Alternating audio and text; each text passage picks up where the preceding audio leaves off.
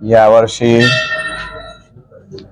20 मार्च ते 27 मार्च पिंपळगाव येथे रामकथा ठेवलेली आहे। कथाकार महाराज आहेत जोधपूरचे राधाकृष्ण महाराजजी यांच्या मुखातून रामकथा होणार आहे व तसेच 108 कुंडी विश्व शांती दत्ता यज्ञ सुद्धा होणार आहे। या यज्ञाचा सुद्धा सर्वांनी लाभ घ्यावा।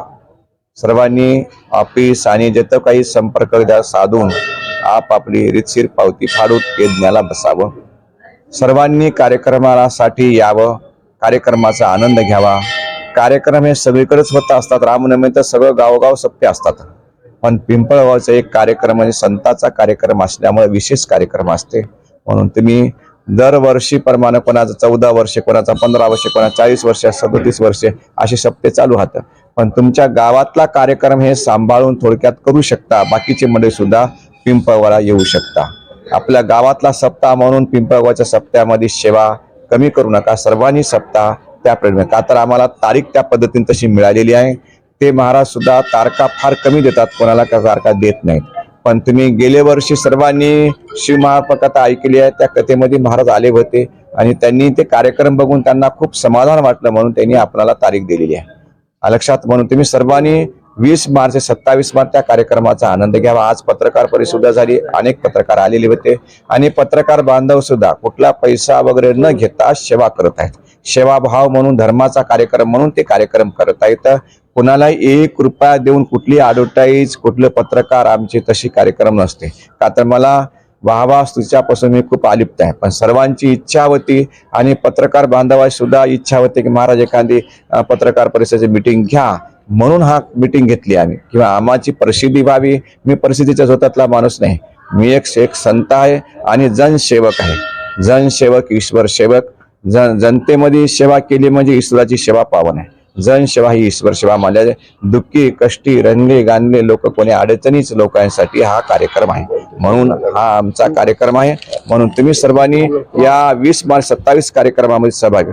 अनेक लोकांना वाटते की बा एवढा खर्च, एवढा निधी कुठून येते, कसं येते, हे परमेश्वराची लीला असते। बऱ्याच लोकांना वाटते की महाराज बा पत्रकार लोकांनी परिषद घेतली, किती पैसे दे, कोणा वाटते याला पैसे द्या, 1 रुपया आम्ही कोणाला देत नसतं, का तर आमच्याकडे तेवढं बॅलन्स नसते, का तर आमच्याकडे मी कधी माझ्याकडे 1 रुपया नसते, कुठलं बँक बॅलन्स नसते, माझ्याकडे कुठली चाबी सुद्धा नसते, का तर जे मिळालं ते आम्ही प्रत्येकाच्या कार्यामध्ये उडवत असतो, कुठला 1 रुपया जमा करत नसतो। कधी तुम्ही येऊन बघू शकता किंवा हे करा। जे शेतकरी वर्ग आहेत, भक्त वर्ग आहेत, सर्व भक्त वर्ग सर्वच्या सहयोगातून हा कार्यक्रम आहे। कोणाने 10 रुपये दिले, कोणी 50 रुपये, अशातून कार्यक्रम आहे। फार मोठा बा दिले 10 लाख, दिले 25 लाख, पण अशातला कार्यक्रम नाही आहे। हा सामान्य जनतेतून सर्वातून कार्यक्रम आहे। राजकीय नेता असो की कोणी गव्हर्नमेंट अधिकारी असो, कोणी पत्रकार असो, येतात तर आमच्या श्रद्धेने येतात। आमचा कार्यक्रम महाराज आमचा आहेत म्हणून या भावने हेतून हा कार्यक्रम होत असतो, म्हणून कोणी गैरसमज करून घेऊ नये। पत्रकार लोकांनी सुद्धा कुठेही गैरसमज करून घेऊ नये। सर्वांनी त्या कार्यक्रमात तुम्ही सर्वांनी सहभाग व्हावं।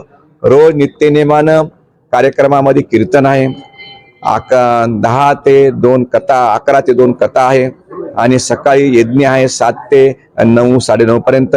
त्याच्यानंतर हरिपाठ आहे, परमर्श ग्रंथाचं पारायण आहे, गुरुचरित्राचं पारायण आहे, ज्ञानेश्वरीचं पारायण आहे, असा त्रिवेणी संगम भक्तीचा तिथं आहे, म्हणून तुम्ही सर्वांनी त्याचा लाभ घ्यावा। आता आम्ही हिमायतनगर परमेश्वर मंदिरामध्ये आलो होतो, इथे एक मीटिंग घेतली।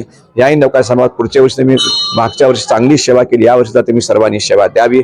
आमचे महावीर शेठ असो, त्यांच्या परमेश्वर मंदिराचे ट्रस्टीचे लोक असो, परमेश्वर हिमायत तालुक्यातले भक्त, सर्वांनी योगदान चांगले आहे। यावर्षी सुद्धा हिमायतनगर तालुक्यातील सर्व गावातील भक्तांनी सर्वांनी योगदान चांगल्या तऱ्हेने द्यावं, सेवा करावी आणि आपलं जीवन धन्य करावं।